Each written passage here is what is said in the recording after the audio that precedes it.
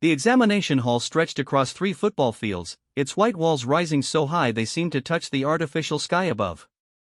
Commander Thex of the Galactic Defense Academy walked between the rows of seats, her 4 eyes scanning the assembled candidates from 17 different worlds. Today would determine which species possessed the tactical brilliance needed to defend the galaxy against the growing void threat. "You have 60 standard minutes," her voice echoed through the translator system. "The scenario is simple. Enemy forces approach a civilian planet. You must identify the primary threat and neutralize it. Begin." In the front rows sat the crystalline minds of Zirion, their transparent bodies pulsing with calculated thought patterns. These beings could process 1,000,000 variables simultaneously and had never lost a strategic engagement in their 3,000-year history. Behind them, the hive queens of Zentera communicated through rapid pheromone exchanges, their collective intelligence spanning entire star systems. The third section housed the mechanical precision of the Kajitari Empire, cybernetic beings who had turned war into an exact science. Their digital minds could simulate battles across multiple dimensions before most organic species could form a single thought. But it was row 3, seat 47, that caught Commander Thex's attention for all the wrong reasons. A human sat there, young by galactic standards, maybe 25 Earth years. While others manipulated holographic displays showing complex fleet movements and resource calculations, this human simply stared at the scenario with an expression that seemed almost bored. Marcus Chen had joined the Academy 6 months ago as part of Earth's first exchange program. His test scores were average at best, his tactical knowledge limited to human military history, and his species was barely a century into space travel. Most Academy instructors wondered why the humans had been included in the program at all. The test scenario materialized in full detail before each candidate. A peaceful mining colony on Kepler 442b faced an approaching enemy fleet. The attacking force consisted of 50 Dreadnought-class warships, each capable of cracking a planet's crust. Supporting them were 300 fighter craft, 60 bombers loaded with plasma charges, and 2 massive carrier ships holding enough troops to occupy a world. The crystalline minds immediately began calculating optimal defense patterns. Their holographic displays filled with complex mathematical equations showing shield harmonics, weapon trajectory probabilities, and resource allocation matrices. Beautiful geometric patterns emerged as they designed the perfect defensive grid. The hive queens worked differently, their individual units sharing sensory data to create a living map of the battlefield. They identified weak points in the enemy formation and began planning coordinated swarm attacks that would overwhelm specific targets through sheer numbers and perfect timing. The Kajitari took the mechanical approach, analyzing historical battle data from 10,000 conflicts. Their processors compared this scenario to similar situations, calculating success probabilities for various defensive strategies down to the 4th decimal place. Meanwhile, Marcus Chen leaned back in his chair and closed his eyes. Commander Thex paused her patrol near his desk. The human's display showed only the basic scenario information. No calculations, no fleet movements, no tactical analysis. Other candidates glanced over with expressions ranging from confusion to contempt. How could this primitive species expect to compete with the galaxy's finest strategic minds? The crystalline minds had already submitted their preliminary reports.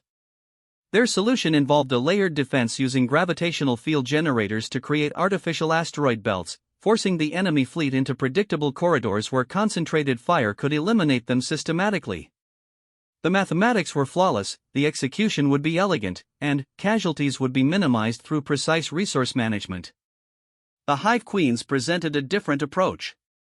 They would sacrifice their outer defensive positions to lure the enemy deeper into the system, then execute a coordinated pincer movement using hidden assets positioned in the system's asteroid belt. Their biological ships could regenerate damage faster than most species could track, allowing for sustained engagement even against superior numbers.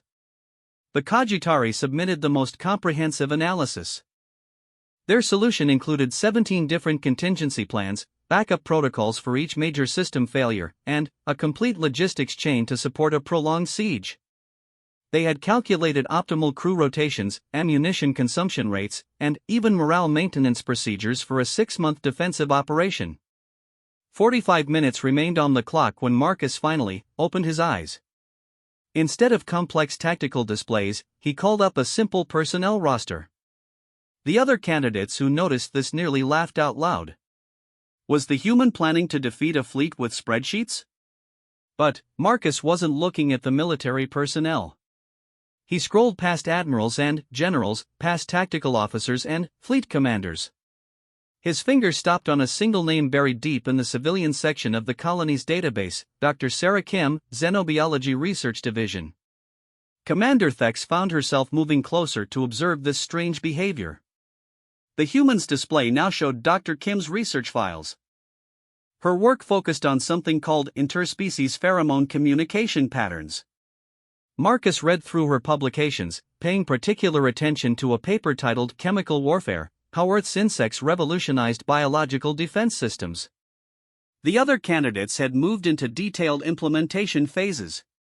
The crystalline minds were fine-tuning their gravitational calculations, adjusting for solar wind patterns and magnetic field fluctuations. The hive queens had begun positioning their forces, their pheromone communications creating an invisible web of coordination across the system.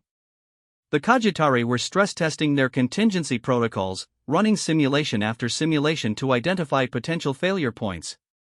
With 30 minutes left, Marcus made his first tactical decision. Instead of deploying fleets or calculating weapon trajectories, he opened a communication channel to the colony's agricultural division. The academic observers began murmuring among themselves. Some wondered if the human was suffering from stress-induced breakdown. Others suggested this proved that including Earth in the Academy had been a mistake. How could someone focus on farming when facing the most sophisticated military examination in galactic history? Marcus requested detailed information about the colony's food production systems. He wanted to know about crop rotation schedules, soil composition, and, most importantly, the bacterial cultures used in their hydroponic systems. The agricultural department, confused but compliant, transmitted the requested data. Commander Thex watched with growing curiosity as the human's seemingly random requests began to form a pattern. Marcus had identified that the colony used an Earth-developed bacterial strain to process organic waste into fertilizer. This particular strain had been genetically modified for efficiency, capable of breaking down complex organic compounds at an accelerated rate. 20 minutes remaining. The other candidates were submitting increasingly sophisticated defensive strategies. Some had begun incorporating psychological warfare elements, planning to demoralize enemy forces through strategic victories and propaganda broadcasts. Others focused on technological solutions, designing new weapon configurations that could penetrate enemy shielding. Marcus opened another communication channel, this time to the colony's medical facilities. He requested access to their pharmaceutical supplies, specifically asking about antibacterial compounds and sterile environment protocols. The medical staff, assuming this was some sort of emergency preparation, provided complete inventory lists. The human's behavior was becoming the subject of intense speculation in the observation gallery. Senior Academy officials wondered if they should intervene. Was this candidate having some sort of mental breakdown? His approach showed no resemblance to conventional military thinking, and his requests seemed completely unrelated to the tactical situation at hand. With 15 minutes left, Marcus finally began entering his tactical recommendations. But, instead of fleet movements or weapon deployments, his solution read like a biochemistry textbook. He proposed releasing the colony's bacterial cultures into the water supplies of the approaching enemy ships. These bacteria, harmless to humans and most galactic species, would rapidly multiply in the ship's recycling systems. As they consumed organic waste, they would produce methane and hydrogen sulfide as byproducts. The chemical composition of these gases would trigger the void species' natural hibernation response, essentially putting the entire enemy fleet to sleep during their approach. The attacking forces would arrive at the colony unconscious and completely vulnerable to capture rather than destruction. Commander Thex stared at the human's submission in stunned silence. While every other candidate had focused on meeting force with force, Marcus had identified something that none of the galaxy's greatest strategic minds had considered. The attackers weren't just military units, they were biological entities with specific chemical vulnerabilities. The Void species had been terrorizing the galaxy for decades precisely because conventional tactics failed against them. Their ships could regenerate damage, their technology adapted to counter any weapon system, and their numbers seemed infinite. Every military engagement had resulted in Pyrrhic victories at best, with devastating losses even in success. But this human had looked at the problem differently. Instead of asking, "How do we destroy them?" he had asked, "What are they?" His solution treated the approaching fleet not as war machines, but as living creatures with biological weaknesses that could be exploited through knowledge rather than firepower. The examination timer reached 0. Candidates across the vast hall submitted their final solutions with confidence. The crystalline minds had created mathematical poetry, their defensive strategies so elegant they could serve as textbook examples for future generations. The Hive Queens had designed biological warfare at its finest, turning the enemy's aggression into a trap that would eliminate them through their own momentum. The Cogitari had built the most comprehensive defensive system in galactic history, accounting for every possible variable and creating contingencies for scenarios that had never occurred in actual warfare. Their solution represented the pinnacle of mechanical strategic thinking, flawless in its logic and devastating in its efficiency. As the candidates filed out of the examination hall, Marcus Chen walked alone. The other species avoided him, some with expressions of pity, others with barely concealed disdain. How could this representative of a primitive species expect to compete with minds that had conquered star systems while Earth was still discovering fire? Commander Thex remained in the hall long after the others had departed, studying the human's submission. His solution was so simple it seemed almost naive. Use bacteria to make the enemy fall asleep. No advanced mathematics, no complex fleet maneuvers, no sophisticated weapon systems. Just basic biology applied with surgical precision. The evaluation committee would need weeks to analyze the thousands of variables in the other submissions. Combat simulations would be run, expert panels would debate tactical merits, and detailed cost-benefit analyses would be performed. Each solution represented years of advanced military education and species-specific strategic thinking. But Marcus's answer could be tested immediately. The Academy maintained a small void species research facility, captured specimens kept under strict security protocols. Within hours, they could determine whether this human's biochemical approach had any merit. 3 days later, Commander Thex stood before the Academy Council with test results that challenged everything they thought they knew about tactical thinking. The human's bacterial solution had worked exactly as predicted. Void specimens exposed to the modified bacteria had entered deep hibernation within minutes, remaining unconscious for over 72 hours without any apparent negative effects. The council members sat in stunned silence. For decades, the galaxy's finest military minds had approached the Void threat as a technological problem requiring technological solutions. They had built bigger weapons, stronger shields, and more sophisticated strategies. All while missing the obvious biological vulnerability that any Earth biologist could have identified. How? Asked Admiral Zorax of the Centauri Defense Force. How did a species that has barely left its home system see what we missed? Commander Thex displayed Marcus's examination process on the main screen. He didn't think like a soldier. While our candidates focused on destruction, he focused on understanding. Every other species in this galaxy has evolved past biological warfare, considering it primitive and barbaric. But humans still remember being prey animals on a hostile world. The implications were staggering. If a first-year human cadet could identify such an obvious solution to their greatest military challenge, what else had they been missing? How many conflicts could have been avoided, how many lives could have been saved, if they had thought beyond conventional military doctrine? The Academy Council faced an uncomfortable truth. Their most sophisticated students, representing the most advanced civilizations in the galaxy, had been outthought by a species they considered barely worthy of inclusion in their program. The humans hadn't succeeded through superior technology or ancient wisdom, but through a fundamentally different way of approaching problems. As the meeting concluded, Commander Thex found herself wondering what other assumptions they had made about galactic warfare. If humans could see biological solutions where others saw only technological challenges, what other perspectives were they missing? The test had been designed to identify tactical genius among the galaxy's elite species. Instead, it had revealed that sometimes the most profound insights came from the most unexpected sources. The primitive humans, dismissed by most as military novices, had demonstrated something that all their advanced education and sophisticated thinking had failed to provide: the ability to question fundamental assumptions about the nature of their enemies. The real test, Commander Thex realized, hadn't been about identifying external threats. It had been about recognizing the limitations of their own thinking. And, in that test, the humans had achieved something remarkable. They had won by being exactly what everyone else thought made them weak. News of Marcus Chan's unprecedented solution spread through the Academy faster than quantum communication could carry it to distant star systems. Within hours, every major species representative demanded emergency meetings with the Council.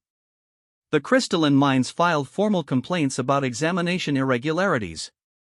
The Hive Queens questioned whether humans had received classified information about void biology. The Cogitari requested complete forensic analysis of the humans' examination process. Dr. Elena Vasquez, Earth's Academy liaison, found herself summoned before a tribunal that included some of the galaxy's most powerful military leaders. As she entered the chamber, she could feel the weight of 17 different species' scrutiny focused on her every movement. "Explain this." Admiral Zorax's tentacles gestured toward a holographic display showing Marcus's test results alongside the bacterial analysis. "Your species has been in space for less than a century. You have no experience with void warfare. Yet this cadet identified a solution that has eluded our greatest minds for 50 years. Elena had expected this confrontation. Earth's inclusion in the Academy had been controversial from the beginning, accepted only because the Galactic Council needed to maintain diplomatic relations with humanity's growing colonial presence. Most species viewed humans as useful trade partners but hardly qualified for serious military education. "With respect, Admiral," Elena replied, "perhaps the question isn't how we found the solution, but why it took so long for others to see it." The chamber erupted in angry chittering, buzzing, and harmonic vibrations as representatives expressed their outrage at the humans' audacity. How dare this primitive species suggest that advanced civilizations had somehow failed in their strategic thinking? Commander Thex, who had been silent until this moment, raised her hand for order. "The human raises a valid point. We should examine why this solution was invisible to us rather than questioning how they discovered it." She activated a detailed holographic replay of the examination process. Every candidate approached the scenario as a military engagement requiring force projection. They calculated optimal weapons deployment, shield harmonics, and tactical maneuvers. They thought like warriors. The display shifted to show Marcus's examination sequence. The human thought like a scientist. Instead of asking, "How do we fight them?" he asked, "What are they fighting?" This led him to research the colony's resources not as military assets, but as potential research materials. Dr. Kethril of the crystalline minds flickered with mathematical patterns that translated as deep skepticism. "You suggest that primitive thinking produced superior results to advanced strategic calculation? This contradicts fundamental principles of intellectual evolution." Elena stepped forward. "On Earth, we have a saying, when you're a hammer, everything looks like a nail. Your species have become such sophisticated warriors that you can only see warfare solutions. Humans still remember being prey animals who survived through cunning rather than strength." The tribunal members exchanged glances that ranged from thoughtful to insulted. The concept that their advanced evolution might represent a limitation rather than an advantage challenged core beliefs about intellectual development and species hierarchy. Admiral Vex of the Mechanoid Federation processed this data through his quantum reasoning matrices. Statistical analysis indicates that successful solutions often emerge from unexpected sources. However, this does not explain the specific mechanism by which humans identified void biological vulnerabilities. Commander Thex displayed Marcus's research sequence in real time. He didn't identify their vulnerabilities immediately. Watch his process. He started with colony personnel files, looking for expertise rather than military assets. When he found Dr. Kim's xenobiology research, he began thinking about biological warfare from an Earth perspective. The display showed Marcus accessing agricultural data, then medical supplies, building toward his bacterial solution through logical scientific steps rather than intuitive leaps. His approach resembled laboratory methodology more than tactical planning. Earth's history includes extensive biological warfare research, Elena explained. Not because we're particularly violent, but because we evolved alongside countless microorganisms, parasites, and diseases. Our military doctrine incorporates biological considerations that most spacefaring species abandoned millennia ago. This revelation created uncomfortable silence in the chamber. Most galactic species had transcended biological limitations through technology, genetic engineering, or evolutionary advancement. The concept of deliberately using primitive biological agents as weapons seemed almost barbaric to civilizations that had conquered disease, aging, and environmental hazards. Dr. Nexus of the ethereal collective materialized more solidly, indicating serious contemplation. You propose that technological advancement created strategic blind spots? That by solving biological challenges through evolution, we eliminated potential warfare applications? Elena nodded. Exactly.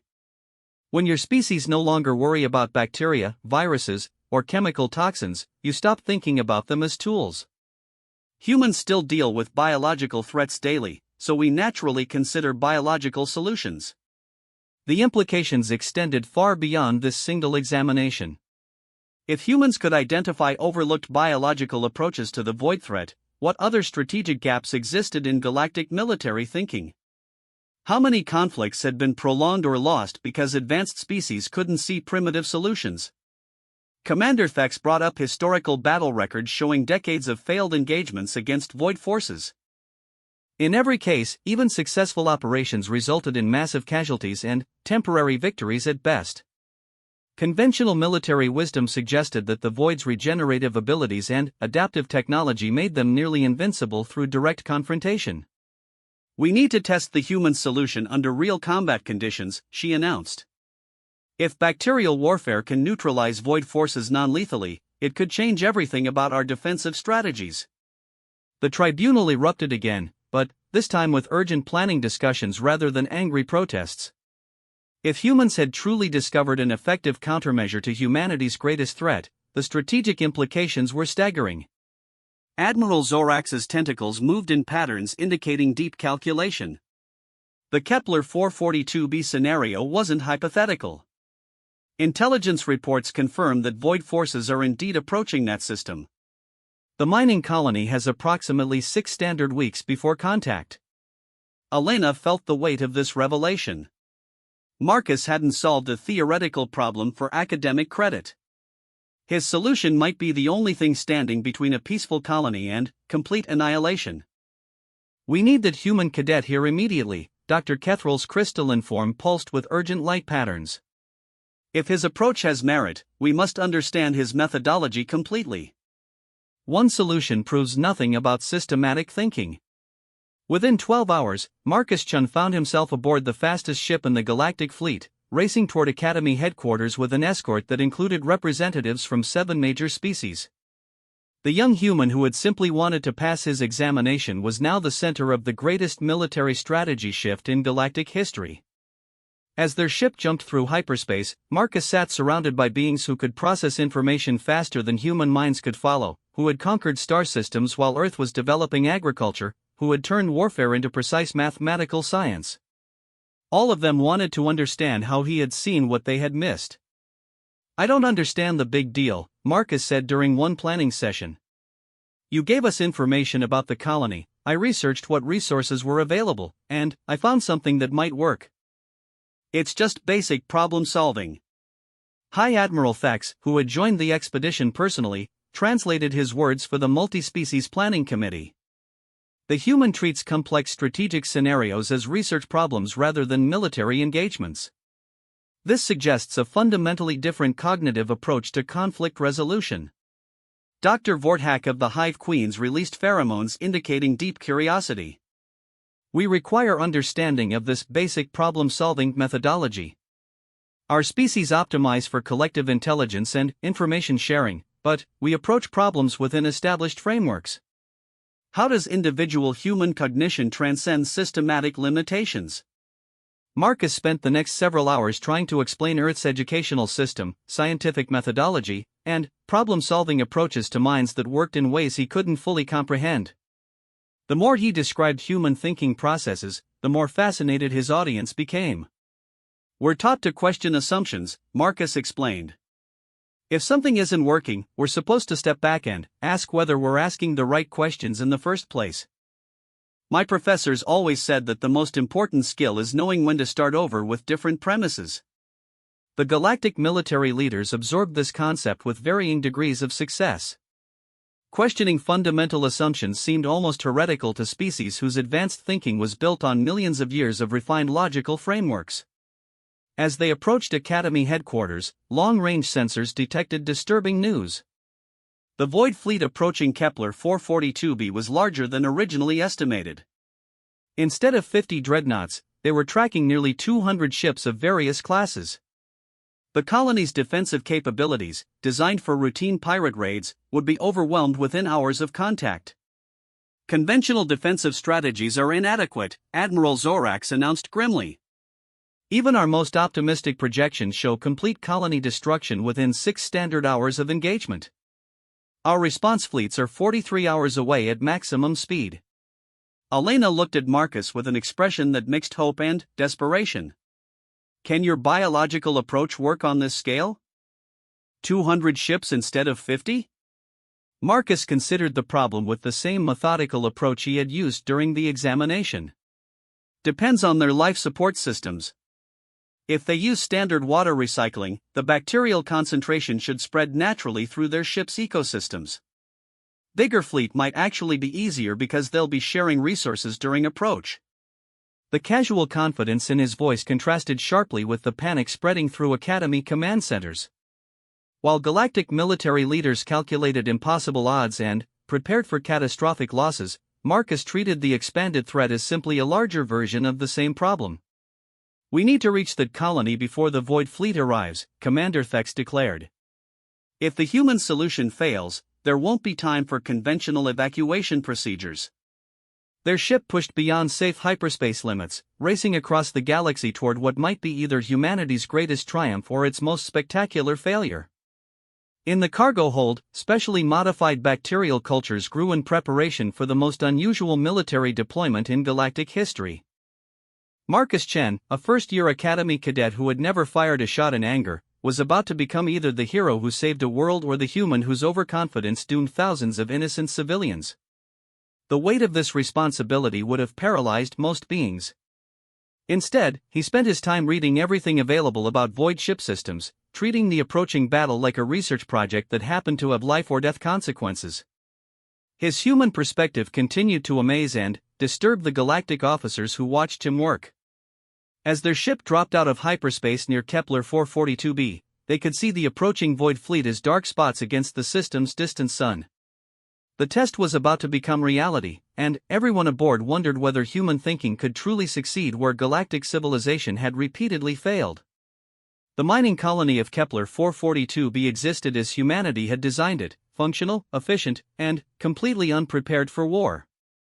Director Sarah Park received the Academy's emergency transmission while reviewing quarterly production reports, never imagining that her routine administrative day would become the center of galactic attention. Dr. Park, this is High Admiral Thex of the Galactic Defense Academy. We are implementing an emergency biological countermeasure against the approaching Void Fleet. Your cooperation is essential for the survival of your colony. Sarah stared at the holographic display showing ships she couldn't identify, surrounding vessels she definitely didn't recognize, all moving toward her peaceful mining operation with obvious hostile intent.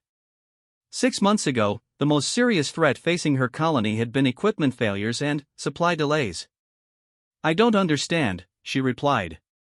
What kind of biological countermeasure? And why is an Academy ship asking about our waste processing systems? Marcus Chen appeared on the communication channel, looking remarkably calm for someone supposedly saving the world. Director Park, we need to use your bacterial cultures as a weapon. I know that sounds insane, but those approaching ships are vulnerable to specific chemical reactions that our Earth-based bacteria can trigger. The explanation that followed challenged everything Sarah thought she knew about interstellar warfare. Instead of massive energy weapons or sophisticated defense systems, this young Academy cadet wanted to fight an enemy fleet using the same bacterial strains that processed their organic waste into fertilizer. "You want to poison them?" she asked, trying to understand the ethics of what they were proposing. "Not poison," Marcus corrected. "More like giving them really strong sleeping medication. The bacteria produce chemical compounds that trigger hibernation responses in their species. They'll fall asleep during their approach, and we can capture them without anyone dying." Sarah found herself coordinating the strangest military operation in colonial history. Instead of evacuating civilians or preparing defensive positions, her agricultural teams worked frantically to cultivate massive quantities of bacterial cultures. Their hydroponics laboratories, designed for crop optimization, became weapons manufacturing facilities. Dr. Kim, whose xenobiology research had inspired Marcus's solution, emerged from academic obscurity to become the colony's most important resident. Her knowledge of interspecies biochemical interactions provided the foundation for calculating proper bacterial concentrations and delivery methods. "The theoretical framework is sound," she reported to the command team.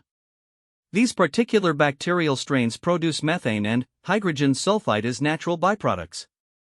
If void respiratory systems react to these compounds the way Earth laboratory tests suggest, the fleet should enter hibernation state within 20 minutes of exposure." The delivery system presented its own challenges. How do you get bacterial cultures onto enemy ships without conventional weapons or boarding actions? The colony's infrastructure included mining shuttles and cargo haulers, but nothing designed for combat operations.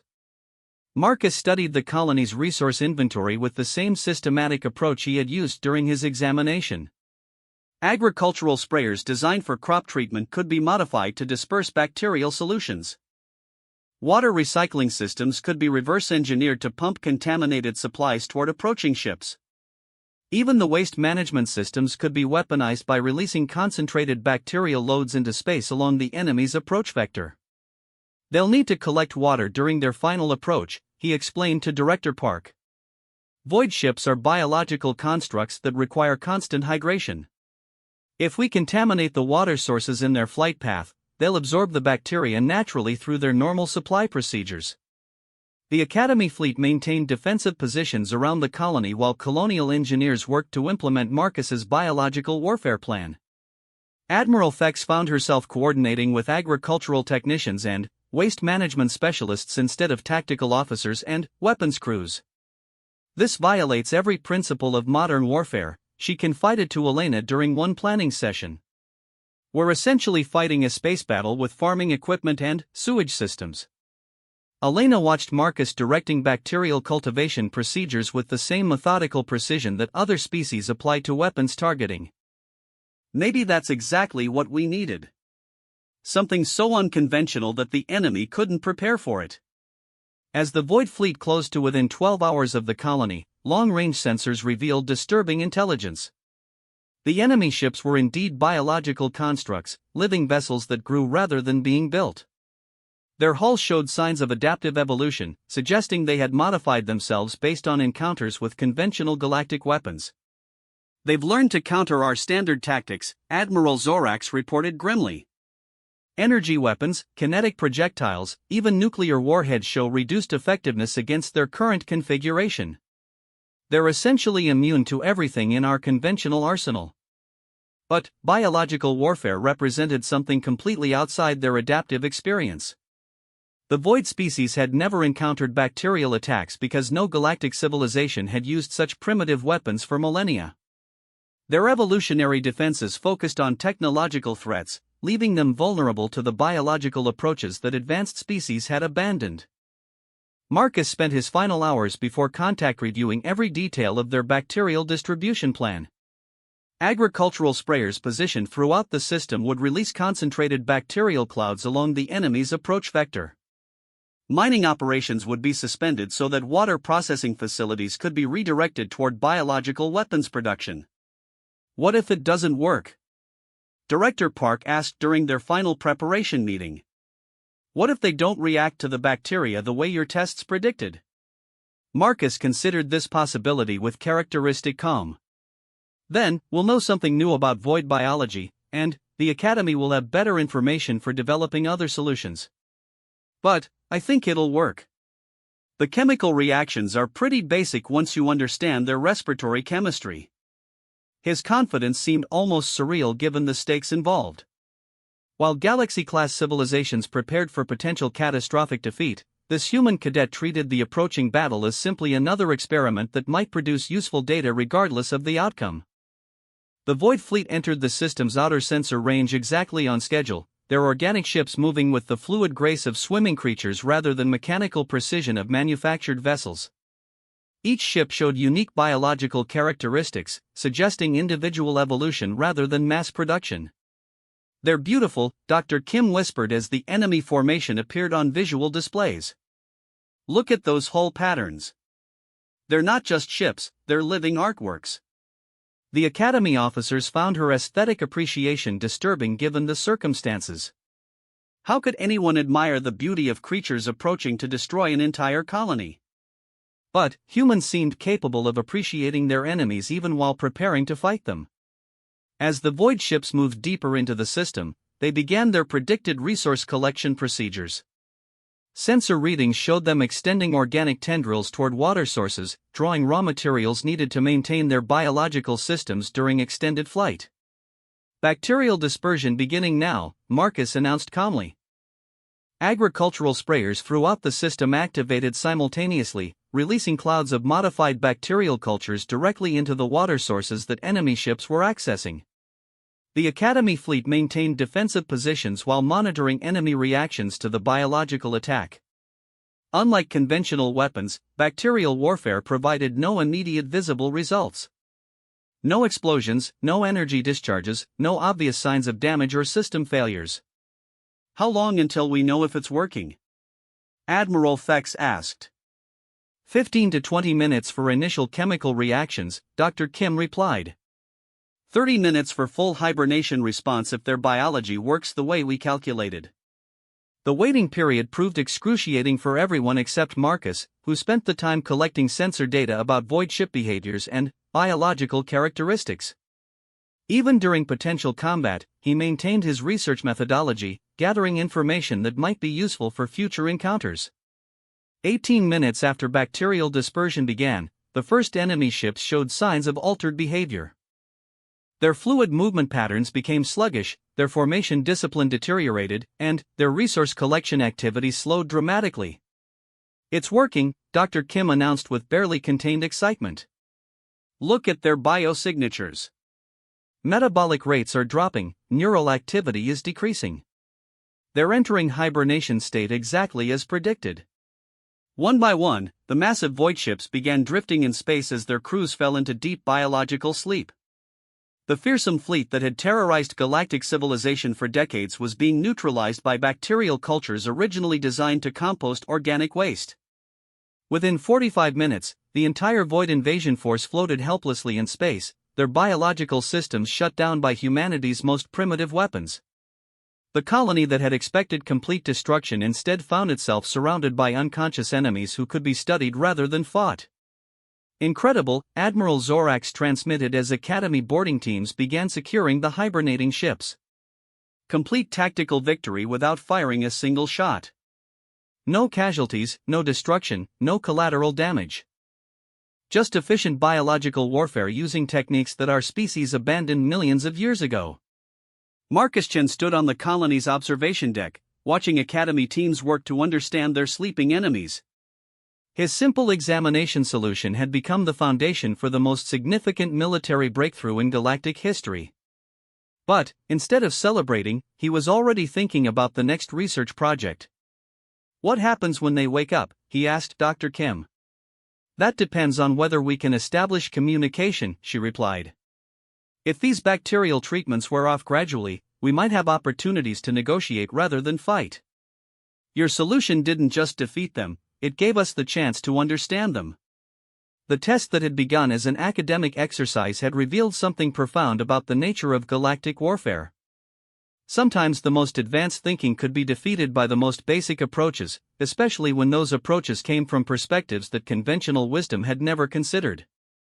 But the true test was just beginning.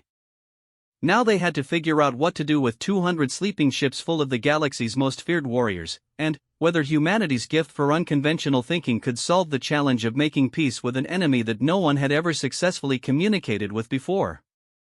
Dr. Elena Vesquez found herself aboard the largest void vessel 3 days after the hibernation event, wearing a breathing apparatus designed to filter out the lingering bacterial compounds while maintaining communication with the slowly awakening crew. The ship's interior defied every expectation of enemy vessel design, resembling a living organism more than a military construct. The walls pulsed with bioluminescent patterns that seemed to respond to emotional states, creating an environment that felt more like exploring the inside of a giant creature than boarding a captured warship. Organic conduits carried nutrients and information throughout the ship's systems, while breathing chambers provided specialized atmospheres for different crew functions. "They're waking up gradually," Marcus reported through the communication link. His voice carried the same calm analytical tone he had maintained throughout the crisis. Heart rates increasing, neural activity returning to normal ranges. Whatever this hibernation process is, it's naturally reversible without medical intervention. The first Void crew member to achieve full consciousness was something that Academy xenobiology texts had never adequately described.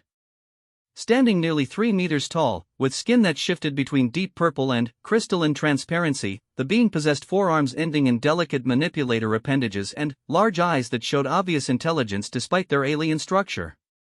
When it spoke, the translation systems initially failed to process sounds that existed partially outside human auditory ranges. But Dr. Kim's xenolinguistics programs, modified with Earth-based pattern recognition software, gradually began converting the complex harmonic communications into understandable concepts. "Where are we?" The first translated words carried undertones of confusion rather than hostility. "The fleet rests in silence." "What has occurred?" Elena stepped forward carefully, her movements designed to appear non-threatening while maintaining diplomatic protocol. "Your ships entered our system with apparent hostile intentions. We used biological countermeasures to protect our colony. No one has been harmed." The void being's skin pattern shifted through colors that the translation system interpreted as surprise, followed by what might have been relief. "Biological countermeasures? You speak of life defeating life rather than destruction consuming all?" This response provided the first clue that galactic assumptions about void motivations might be fundamentally incorrect. Instead of disappointment at military failure, this being seemed almost pleased that their defeat had come through biological means rather than technological destruction. Marcus joined the boarding team, bringing portable bacterial culture equipment that allowed him to monitor the ship's atmospheric composition in real time. "The hibernation effects are wearing off faster than predicted. Their biology processes the chemical triggers more efficiently than our models suggested." As more Void crew members regained consciousness, a clearer picture of their society began emerging. These beings, called the Kythera in their own language, were not the mindless destroyers that galactic intelligence had portrayed. They were biological explorers, seeking new forms of life throughout the galaxy. "Your weapons," spoke what appeared to be their fleet commander, whose skin showed complex geometric patterns indicating high rank. "They introduced new life into our vessels. We have never encountered such creativity in warfare." Dr. Kim worked frantically to process the linguistic and cultural implications of their communications. They seemed to classify weapons by their biological complexity rather than destructive capacity. Energy weapons and kinetic projectiles represent dead force in their worldview, while biological agents represent living creativity. The revelation that followed challenged everything the galaxy thought it knew about the void threat. The Kythera hadn't been conducting military invasions. They had been studying galactic civilizations, trying to understand why advanced species abandoned biological development in favor of technological solutions. "Your peoples become machines," the fleet commander explained through increasingly sophisticated translation protocols. "They replace living systems with artificial constructs, abandoning the creativity of biological evolution. We sought to understand this choice, to learn whether such transformation was necessary for survival. Admiral Thex, monitoring the diplomatic contact from the Academy command ship, found herself questioning decades of military intelligence. Are you saying that your attacks on our colonies were research expeditions rather than conquest attempts? The Kythera commander's skin pattern shifted to what might have been embarrassment. We attempted communication, but your species responded with mechanical weapons. We defended ourselves using biological adaptations, which your peoples interpreted as aggression. The cycle continued until we believed you incapable of biological creativity. Elena began to understand the tragic irony of the galactic conflict. Both sides had been fighting a war based on complete misunderstanding of each other's intentions. The Kythera attacked because they thought galactic species had abandoned biological thinking, while galactic forces fought back because they interpreted Kythera research as military aggression. But humans used biological weapons against us, another Kythera noted, their skin showing patterns that translated as profound curiosity. Your species retains living creativity while achieving technological advancement. This combination was not believed possible. Marcus, who had been quietly collecting biological samples from the ship's organic systems, looked up from his research equipment. Maybe that's because other species had to choose between biological and technological development, but humans developed both simultaneously. We never abandoned biological thinking because we never fully transcended biological limitations. This observation sparked intense discussion among the Kythera crew members, their skin patterns creating complex light displays as they communicated through both audible language and visible color sequences. The concept of parallel development rather than evolutionary replacement seemed to fascinate them. Dr. Kim was recording everything, recognizing that they were witnessing the first successful communication between galactic civilization and the Kythera after decades of misunderstood warfare. They want to study human biological creativity. Our bacterial warfare wasn't just effective military strategy to them, it was proof that we maintain living innovation alongside technological advancement. The diplomatic implications staggered everyone involved. If the Kythera were researchers rather than conquerors, if their attacks were misunderstood attempts at communication, then the galaxy's greatest military threat could potentially become its most valuable scientific allies. We propose exchange, the fleet commander announced after lengthy consultation with their crew. Your humans demonstrate biological creativity that our people wish to study. In return, we share biological technologies that your civilizations have never considered. Elena found herself negotiating humanity's first interspecies research agreement with beings that had been classified as hostile until 3 days earlier. The terms they proposed would revolutionize biological sciences throughout the galaxy while providing the Kythera with opportunities to study human approaches to parallel biological and technological development. There's something else, Marcus added as the negotiations continued. Their ship systems are incredibly sophisticated biotechnology. If we could understand how they work, it might solve problems that conventional technology can't address. The Academy science teams began preliminary surveys of Kythera biotechnology, discovering systems that grew rather than being manufactured, that adapted to environmental conditions automatically, and that required no external power sources because they generated energy through biological processes. Living computers that processed information through organic neural networks. Propulsion systems based on biological principles that could achieve faster than light travel without mechanical engines. Weapons that could be grown rather than built, that adapted to threats automatically, and that could be programmed through biological rather than digital means. This changes everything, Admiral Thex reported to Academy headquarters.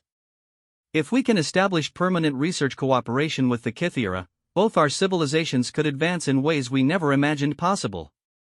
But the broader implications extended beyond mere technological advancement. The successful resolution of the Void Crisis through human biological thinking had demonstrated something profound about the limitations of conventional galactic wisdom. Advanced civilizations had become so focused on transcending biological limitations that they had abandoned biological opportunities. Their technological sophistication had created strategic blind spots that left them vulnerable to threats they couldn't even recognize as threats. Humans, with their primitive biological warfare and unconventional problem-solving approaches, had succeeded where galactic civilizations' most sophisticated military minds had failed repeatedly. Not through superior technology or ancient wisdom, but through maintaining perspectives that other species had evolved beyond. Commander Thex stood on the observation deck of the Academy command ship, watching human scientists work alongside Kythera researchers as they began joint biological projects that neither species could have accomplished independently. The test that had begun as a simple examination had become the foundation for a new era of galactic cooperation. Marcus Chen, the human cadet who had simply wanted to pass his academy examination, found himself appointed as Earth's first biological warfare research coordinator, working directly with Kythera scientists to develop new applications for living systems in galactic defense. The test was never really about identifying external threats, Elena observed as she watched mixed-species research teams establish permanent cooperation protocols. It was about identifying the threats within our own thinking, the assumptions that prevented us from seeing solutions that were always available. The Academy Council faced uncomfortable questions about how many other challenges they might be approaching with inadequate perspectives.